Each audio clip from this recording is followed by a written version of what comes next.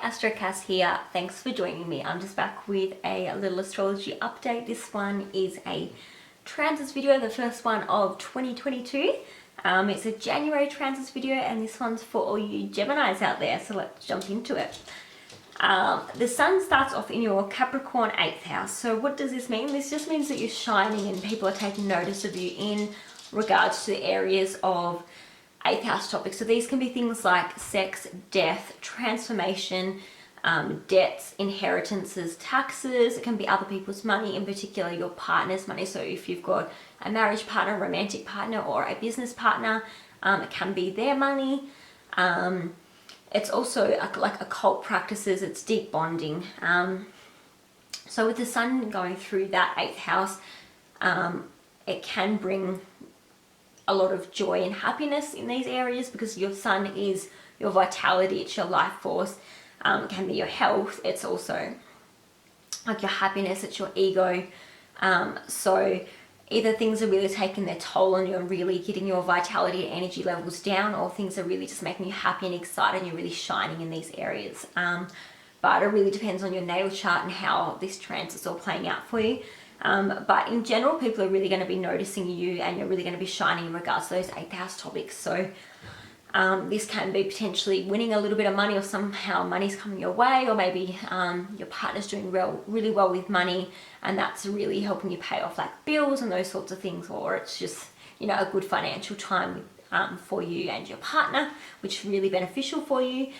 Or it can be really you shining in the areas of occult practices. So whether you do astrology readings like myself, or whether you do tarot card readings, or you know, maybe you're just really happy and excited to be learning new occult practices. So that transit can bring all those things forward for you.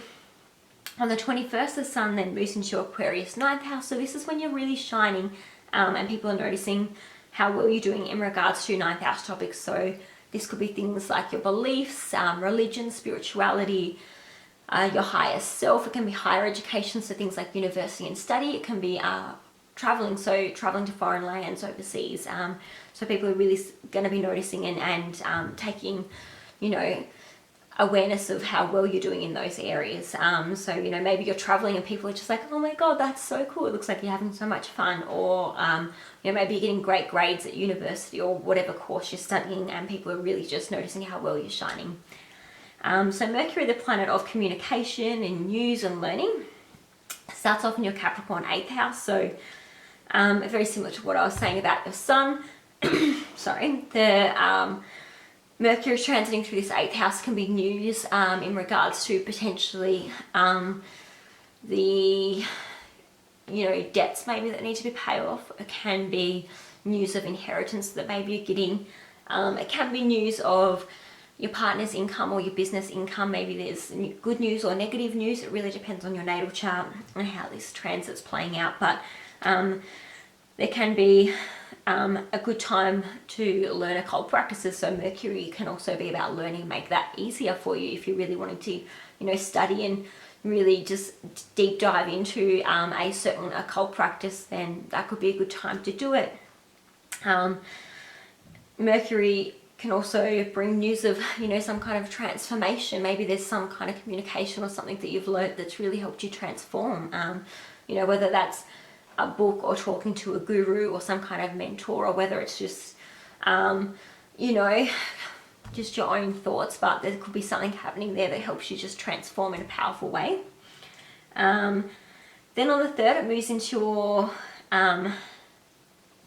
Aquarius 9th house. So this could mean that you're really communicating more about your beliefs, your higher education, yourself, higher self, traveling, all those sorts of things. So traveling overseas.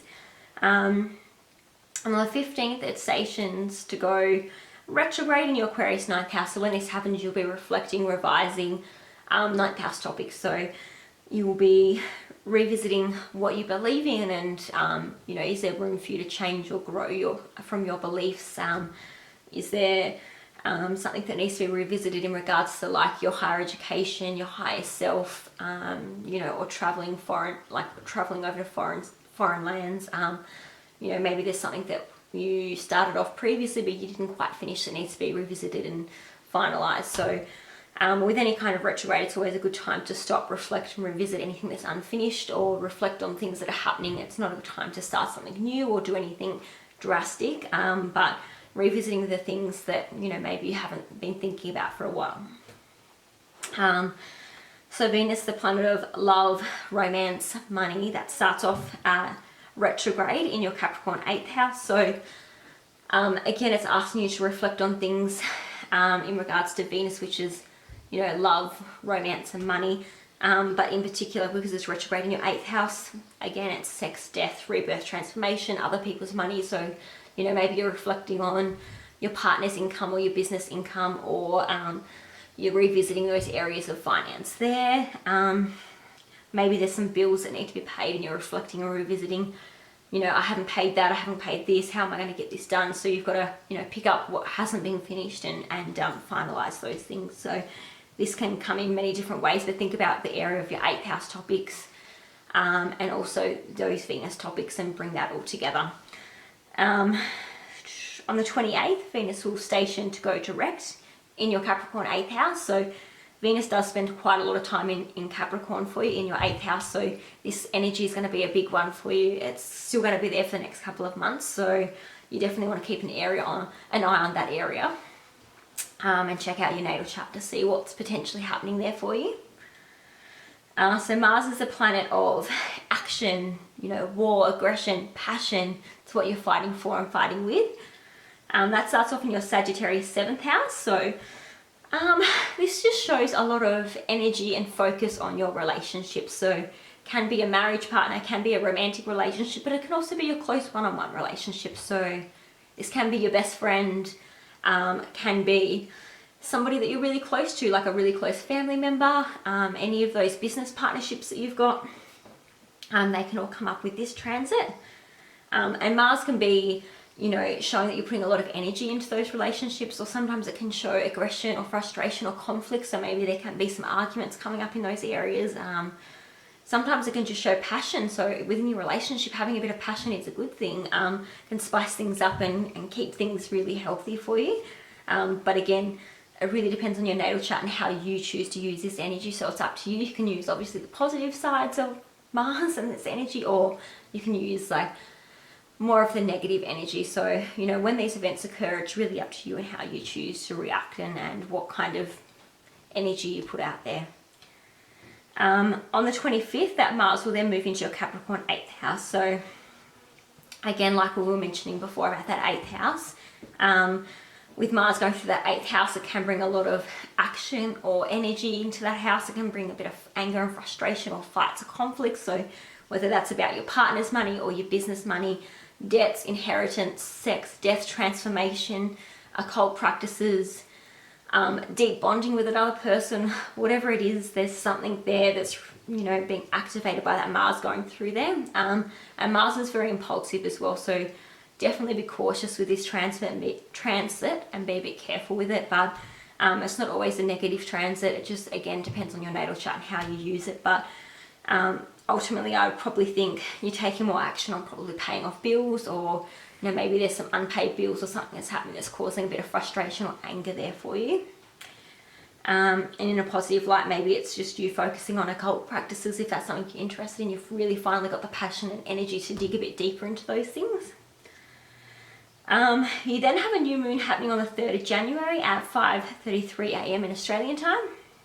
This is at 12 degrees in your Capricorn 8th house. So new moons will bring new beginnings over the next 3 to 6 months in regards to that 8th house topic. So again, your 8th house is sex, death, transformation, other people's money. So that could be debts, taxes, inheritance, your partner's money and income, your business income. It can be all those things. It can be occult practices. You know, transformation can happen in a lot of different ways for people as well. So there can be some kind of new transformation that's happening for you. But then you have a full moon on the 18th at 10:48 a.m. in Australian time, and that's happening at 28 degrees in your Cancer 2nd house. So this full moon will bring endings for you over the next 3 to 6 months.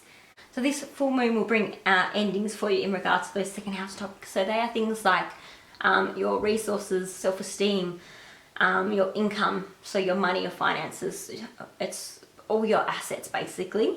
So if you've been having trouble thinking about your income, you know, maybe you've lost a job, or maybe you're thinking about new ways that you can make an income and make a living, especially with everything that's happening right now, things are really getting a bit difficult for a lot of people, and we can see that there's a bit of an economy crisis and things happening. So maybe people are thinking about how they can invest money, how they can make more money, how they can change their jobs, those sorts of things. But a full moon is endings about those resources and income for you. So definitely check out your natal chart and see how that full moon is activating that for you in your Cancer second house.